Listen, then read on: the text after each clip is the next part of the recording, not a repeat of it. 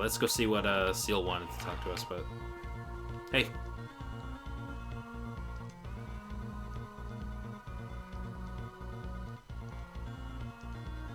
Mm-hmm. Really?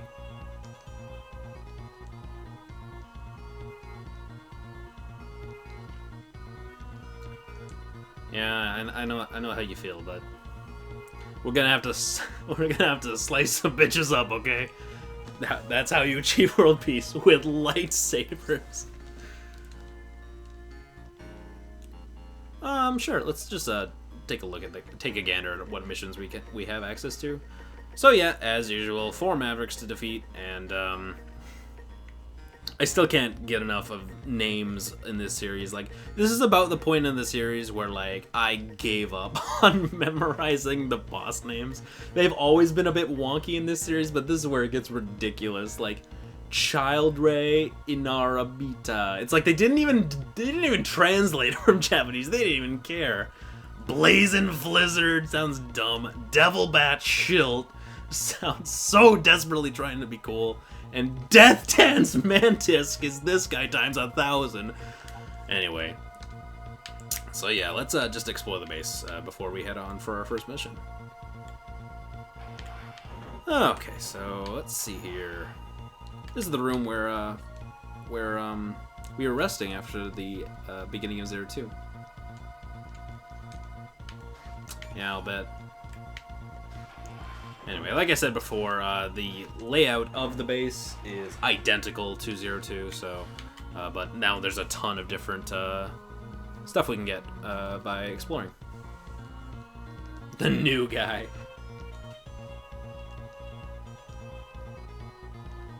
Yeah, I know. Anyway. Hey, how are you? You're a familiar face.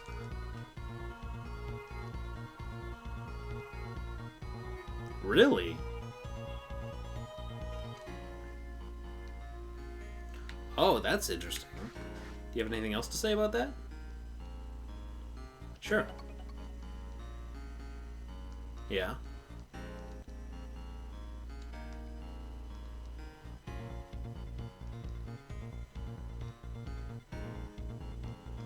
You lose 5 mission points. Can't fight bosses in cyberspace, huh? Okay. Well, thanks for the heads up. I didn't know that you can't get secret discs in cyberspace, though. I actually didn't know that, so I'm glad I do. Cyberspace is, again, a mechanic I'll get into later. Hey! Yeah, it was over a year ago. We did play 01 a year ago. You're so thoughtful. Damn it, I want to hop up the ladder, but the game's forcing me to climb it. What? It's your twin!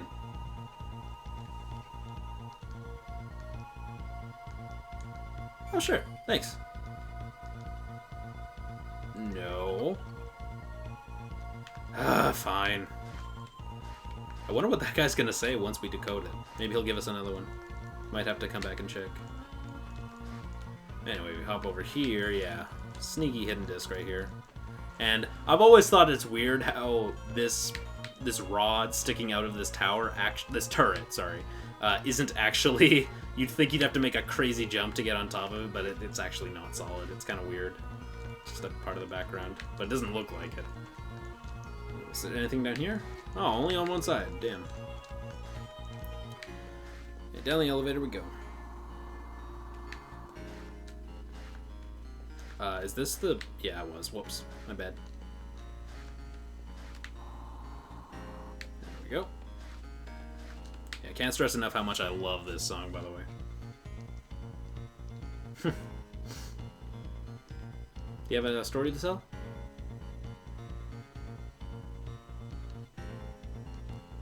Oh, what is it? Oh, sure. Uh-huh.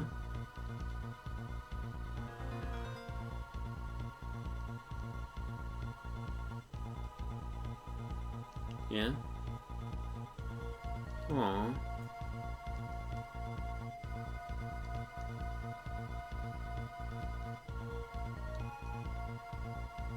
Mm-hmm. No.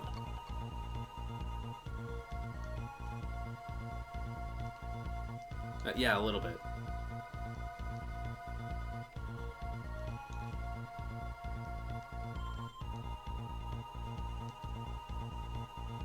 Aww.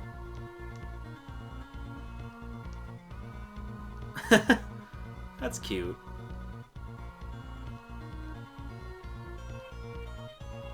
Aww. Oh, wait. That's the story, though. Come on, there should be dialogue say thank you for listening to my story. We should at least get 20 secret discs for listening to that. Oh, that was a good story. What's in these storage lockers? Nothing. And nothing. Will there be something? Nothing. Door number 4 is something! Thank you. It must be around here somewhere, like 1 meter to the right of me. Wouldn't that be weird if the people in the Zero series knew that they lived on a 2D plane? Wouldn't that be weird? I don't think any game has ever... I'm trying to think of games that have ever, like, broken the fourth wall, like, we live on a 2D plane. I think the only one I can think of that might do it is, like, Super Paper Mario, maybe. But I'm sure that there's another one, but it's escaping me.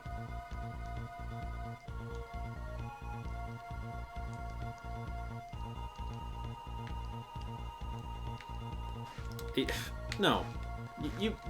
No. Once you defeat Neo Arcadia and 2 final bosses, then you can come talk to me about how cool you are. Room number A. B. Riveting commentary. Wow, is it seriously room D again?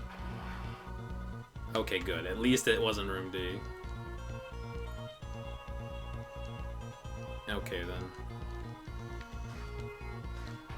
It'd be nice if there was like an exclamation mark or something over people's heads if they had more to say, but just a nitpick, though. Hey! Paraquay?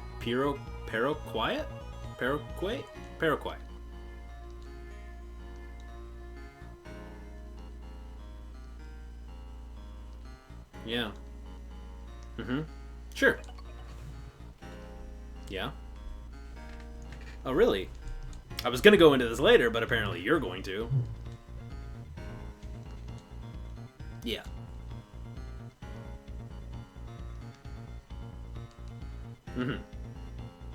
Yep.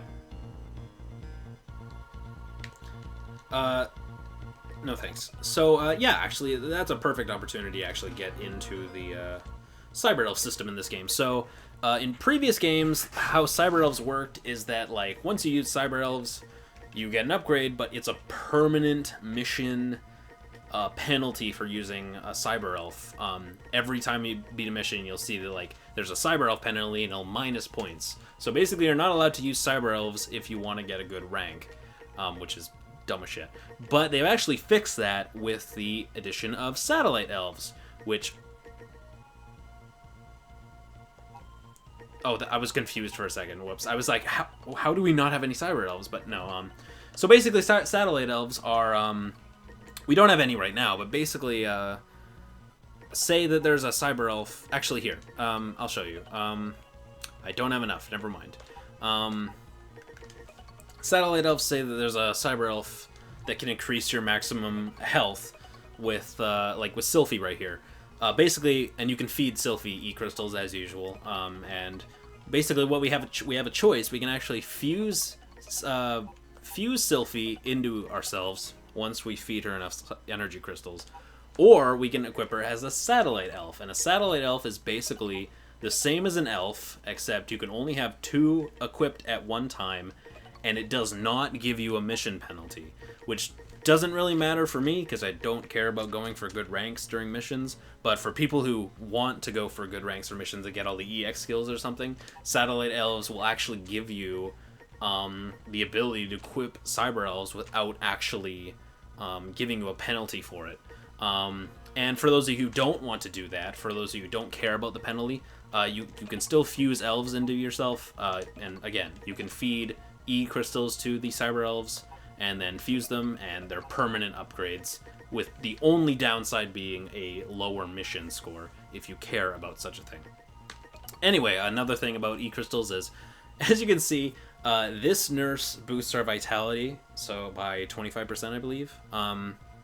And note that it only costs 250.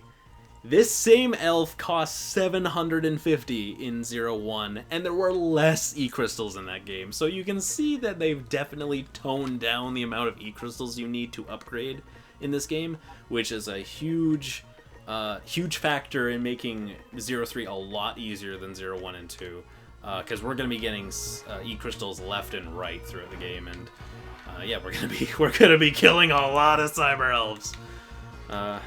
Gotta get that health bar increase. Anyway, let's see what's in here. Hey. Mm-hmm. Oh, don't worry about it. Oh, thanks. Thanks for the secret disc that I just stole from right behind you. Hey.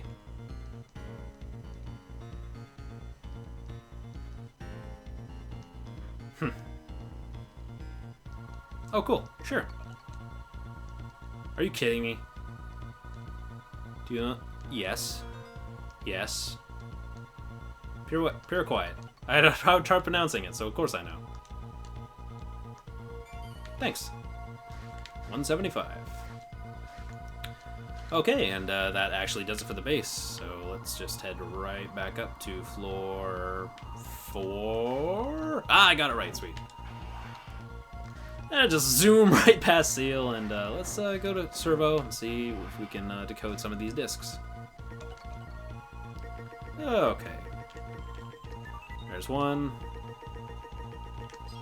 40 E-crystals. Yeah, you can even get E-crystals out of these things, and that, again, adds up a lot.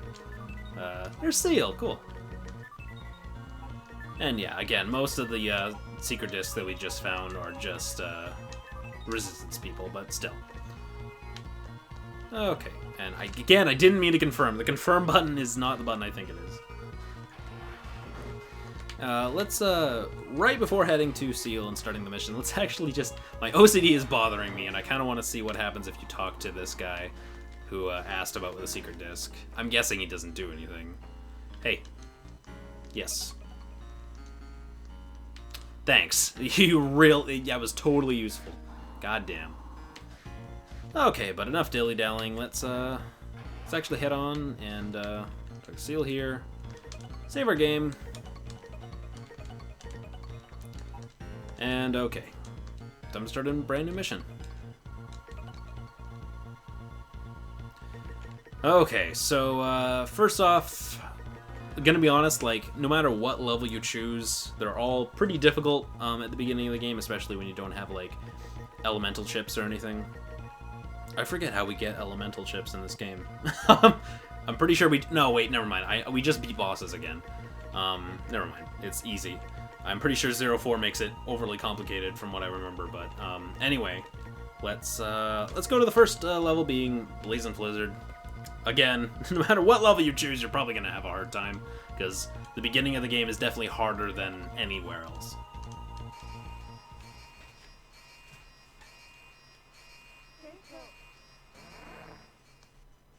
No problem.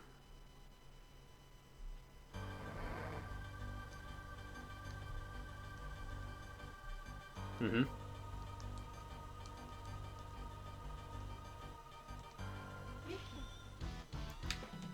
Okay, let's go.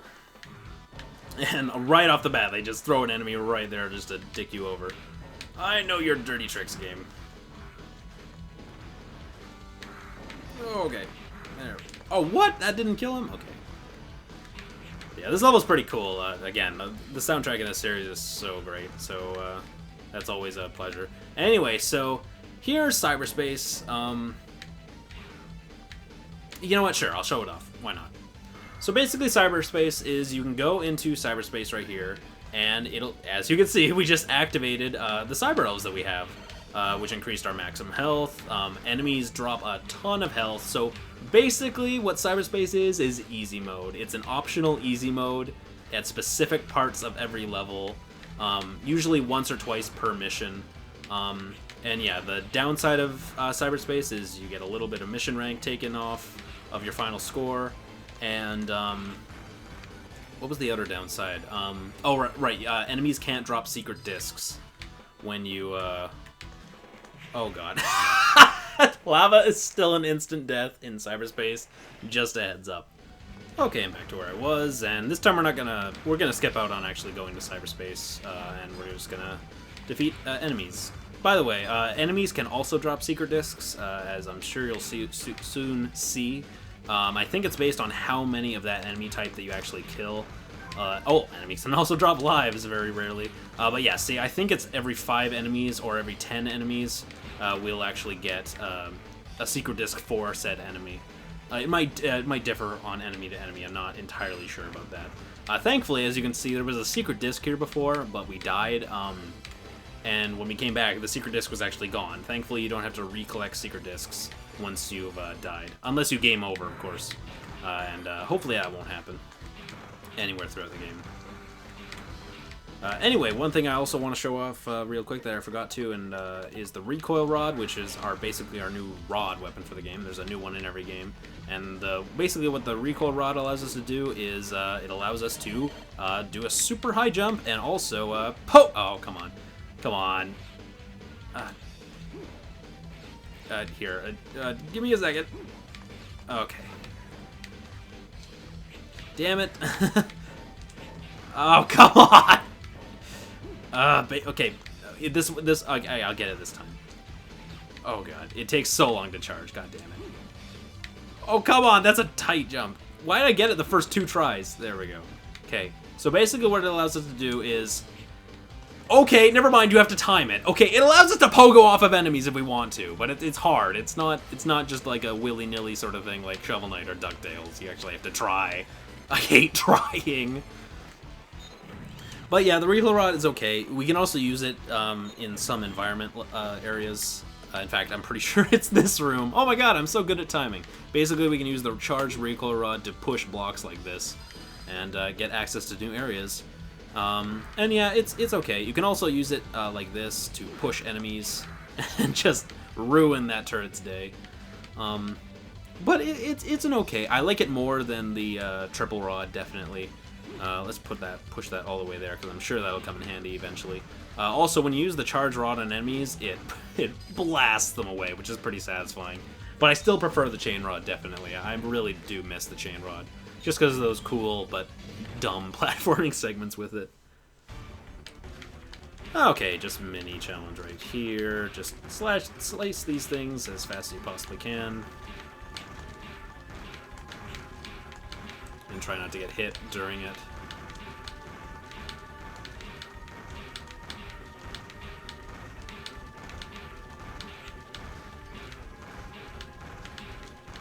There we go. Easy as that. Here's another cyber elf entrance, but cyberspace entrance. But gonna be honest, I'm gonna avoid doing going into cyberspace through the duration of the game. There's one specific place that I want to go into cyberspace, but that's not until way later. So yeah, I'm probably gonna avoid cyberspace unless I'm having a real difficult time with the area, which I shouldn't because I played this game approximately 1,800 times. So it should be fine. As you can see there, the dash slash does a little bit more damage. How do we...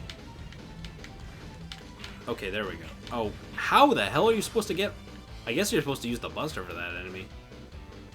Anyway, gonna be honest, I'm putting a restore point right here. I know I don't want to abuse restore points in the level, but this part is the first, like, you're playing a Mega Man Zero game, so here's a stupidly difficult segment for you. Like, this is the first area that's like that in the game, and I just did it first try. Awesome. That room is so dumb. I can't believe I got that first try. That makes me feel really good. Anyway, we have 2 lives, so I'm not going to bother restore pointing for the boss. Again, I want to go through the game using as little as possible. Who are you?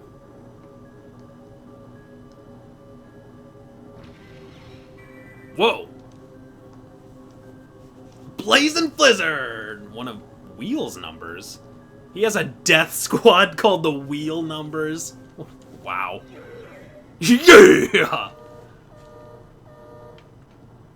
Okay, Blazing Blizzard, and I'm gonna switch to the Buster. Fuck this. This boss is quite difficult for a first boss. I'd say it's probably the hardest first boss in the series, actually, especially since I'm already dead.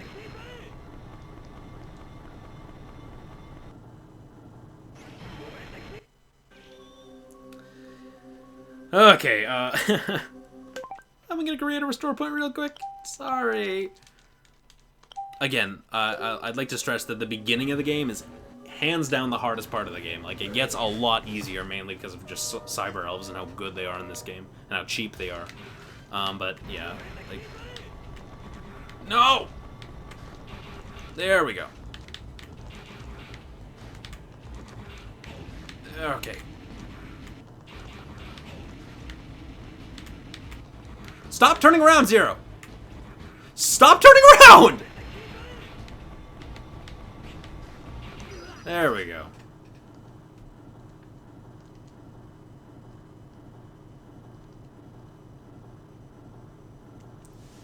See, I kind of got a bad pattern on that first attempt. He just kind of started spamming fire, but for this one, he was just like jumping around like an idiot, so I was able to get a lot of triple slashes on him. Ah, B, okay. The flame body chip. And we got a burst shot. Okay, cool, we got his EX skill. By the way, on one... Oh, actually, I'll talk about it when I actually get to the EX skill screen. And we'll just decode some of these. And there we go.